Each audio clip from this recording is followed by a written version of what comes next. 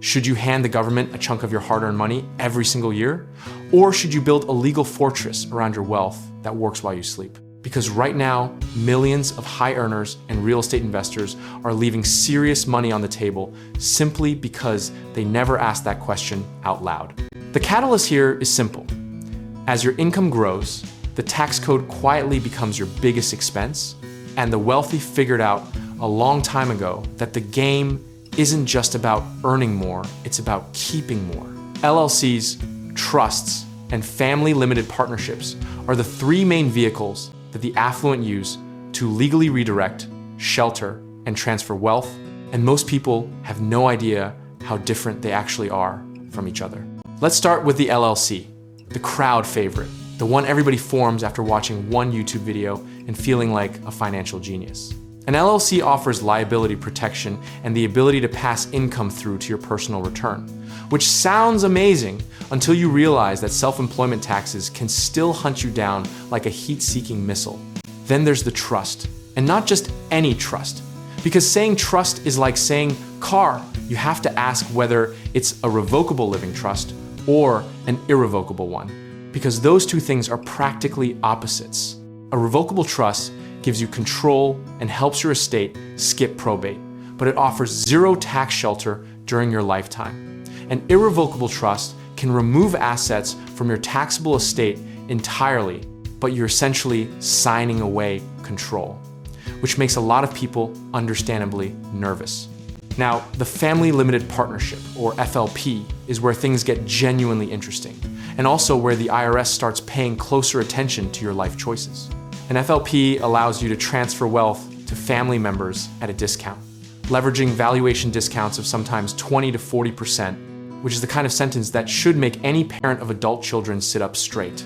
Here's the irony that nobody talks about at dinner parties.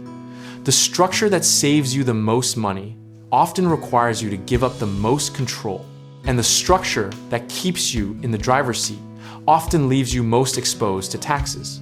It's basically a triangle of trade-offs: protection, control, and tax efficiency.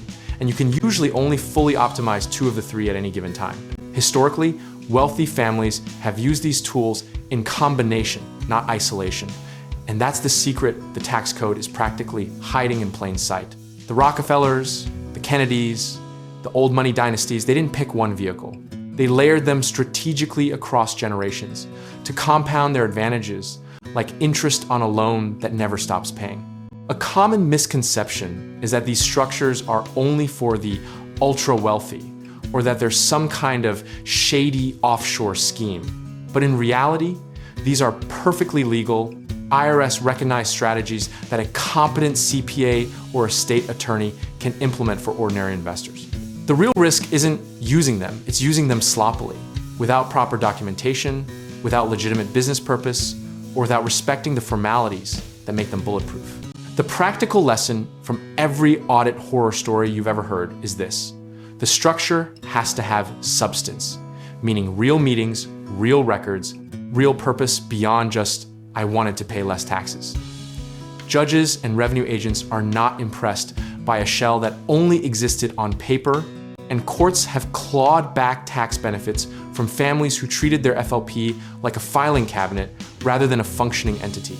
If you're a real estate investor, the LLC is almost always your first move because it separates your personal assets from your liability exposure. And a properly elected S-Corp status on that LLC can dramatically reduce your self-employment tax burden as income scales. From there, layering in a trust for estate planning purposes is the natural second step, because dying without one is essentially letting the probate court make decisions your family will resent for years. The disciplined approach here isn't about chasing the flashiest structure. It's about matching the tool to the specific problem you're trying to solve right now while leaving room to evolve. A 28-year-old with one rental property doesn't need an irrevocable dynasty trust yet, but they absolutely need an LLC and a conversation with a tax professional who understands real estate.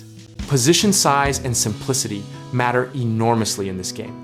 Don't over-engineer your structure so badly that the legal and accounting fees eat the very savings you were trying to protect. Complexity has a cost. And sometimes the most disciplined move is staying simple until your income and asset base actually justify the next layer.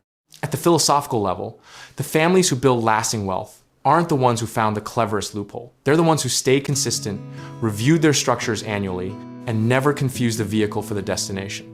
Discipline, documentation, and a good advisory team will outperform any single clever strategy every single time.